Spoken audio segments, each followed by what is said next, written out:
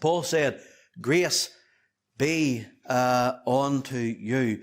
There is no better way to describe the gospel than the word grace.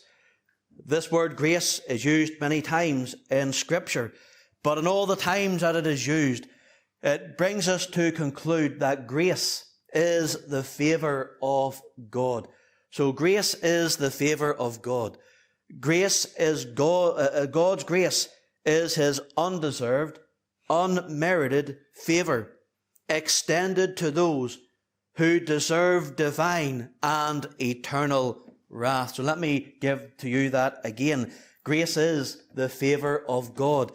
God's grace is His undeserved, unmerited favour, extended to those who deserve divine and eternal wrath.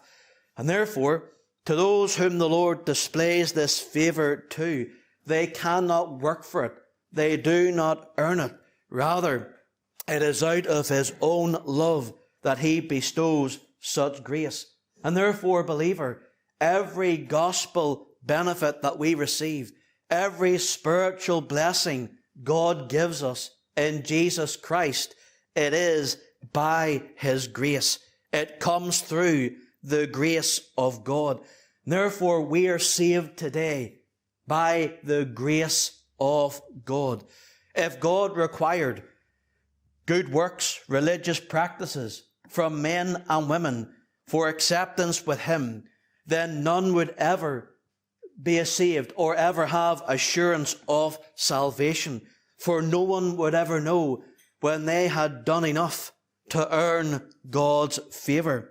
And therefore, God in favour looks upon sinful men and women, and out of His mercy, out of His goodness, out of His grace, He bestows His favour upon them. We learnt last week, the saints at Philippi, they are the called out ones, the church at Philippi. And so here is a group of people whom God's grace, His favour rests upon. He has called them out of sin, out of superstition, out of bondage. And if you are saved today, you're saved by the grace of God.